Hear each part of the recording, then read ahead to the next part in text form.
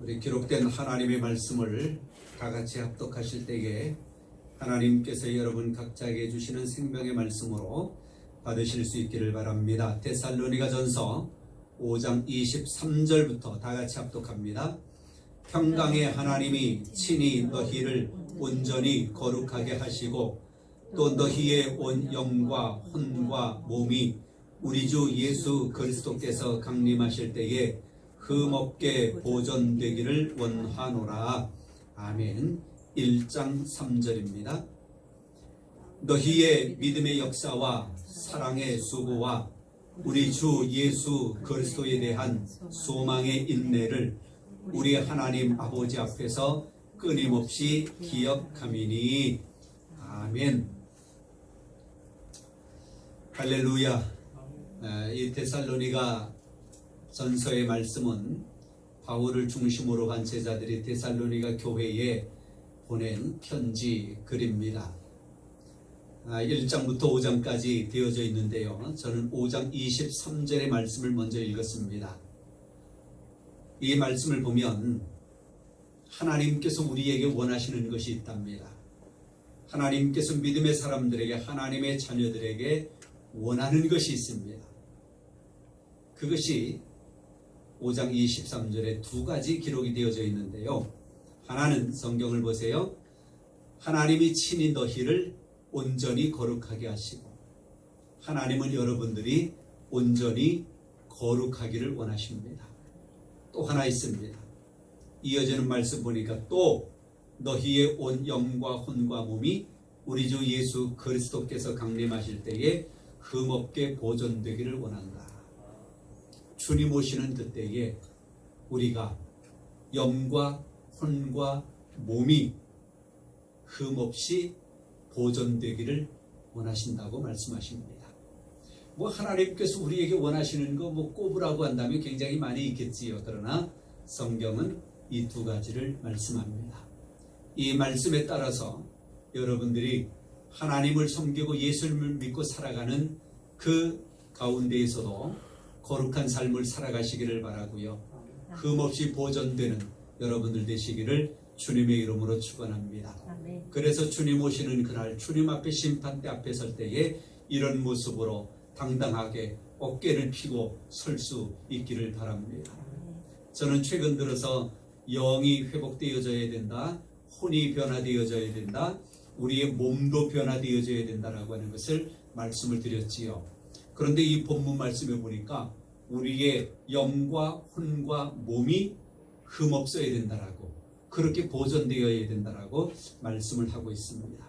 그래서 제가 이 말씀을 보면서 우리의 영과 혼과 몸이 주님 오실 때에 흠없게 보존되어져야 하는데 어떻게 하면 흠없이 보존되어질까? 바울은 대체 데살로니가 교회에 이 편지를 보내면서 어떤 의미로 영과 혼과 몸이 흠없이 보존되기를 원하는 것일까? 그거를 보다가 제가 1장 3절을 보게 되었습니다. 1장 3절을 제가 다시 한번 읽으면 이렇습니다. 너희의 믿음의 역사와, 한 가지 믿음의 역사와, 두 번째는 사랑의 수고와, 세 번째는 우리 주 예수 그리스도에 대한 소망의 인내. 세 가지 다 같이 해볼까요? 믿음의 역사, 사랑의 수고, 소망의 인내. 아, 그렇구나. 이 세 가지가 영과 혼과 몸에 관한 것이구나라고 하는 것을 발견하게 되었습니다. 그런데요, 제가 이미 말씀을 드렸습니다. 우리의 영은 무엇을 위한 것인가? 누구를 위한 것인가? 우리의 영은 하나님에 대하여, 하나님을 위하여, 또 하나님께 대하여 우리의 영은 그렇게 존재되어져야 합니다.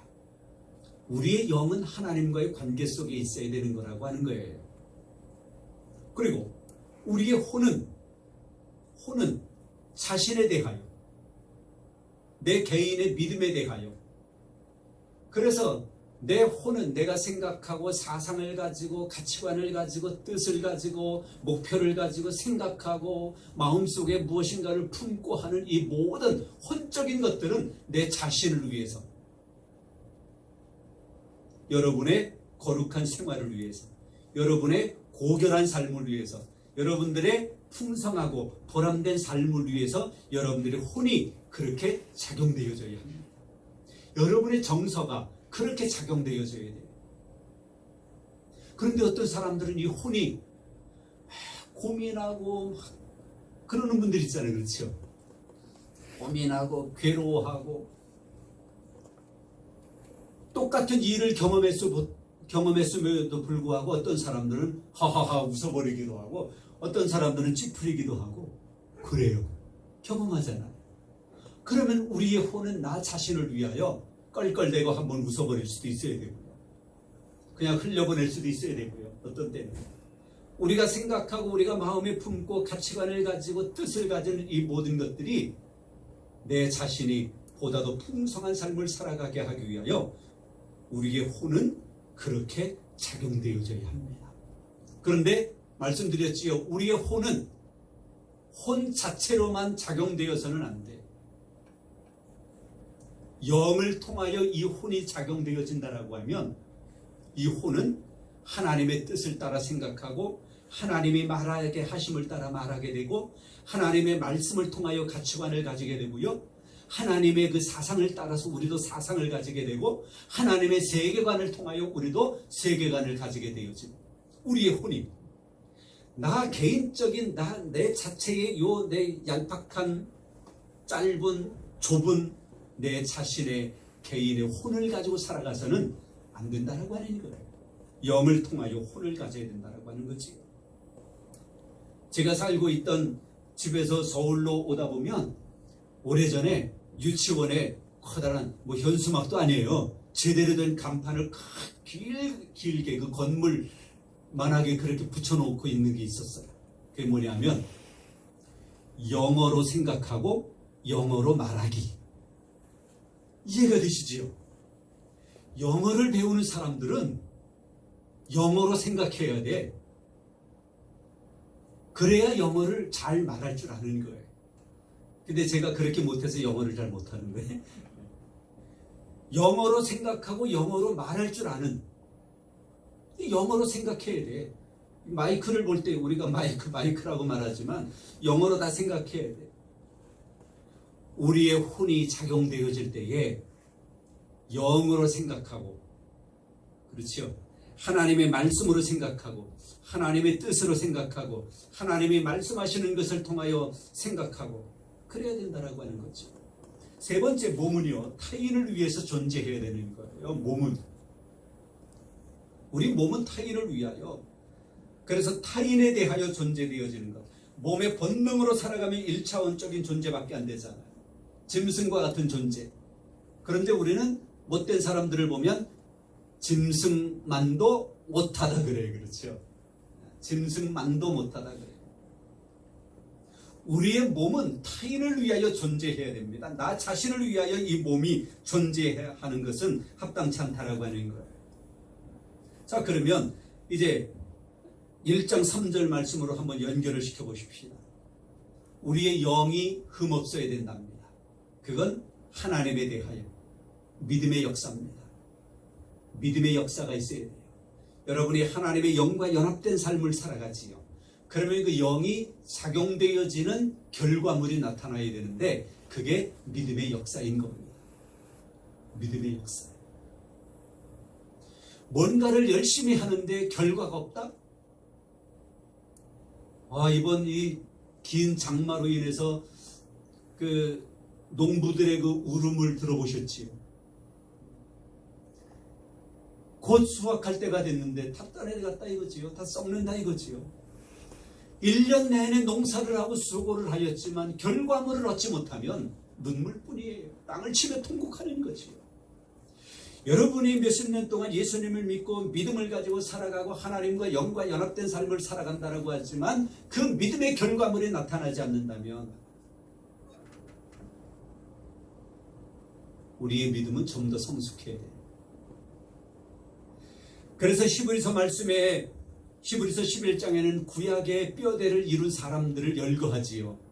그런데 그 앞에 수식어가 붙어 있어요. 믿음으로 아브라함, 믿음으로 노아는, 믿음으로 아벨은, 믿음으로 아무개는, 믿음으로 사라는, 믿음으로 살아갔다는 거예요. 그랬더니 그들을 통하여 이스라엘이라고 하는 하나의 믿음의 민족이 세워지게 되어졌고요.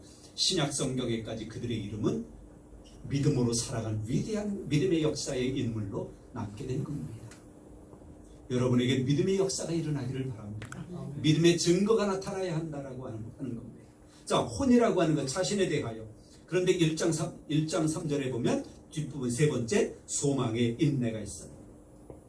여러분 자신을 위하여 환난은 연단을, 연단은 인내를, 인내는 결국 승리하게 되어진다라고 하는 것을 믿으시고 여러분들에게 주어진 그 어려움들을 소망의 인내로 이겨내시기를 바랍니다.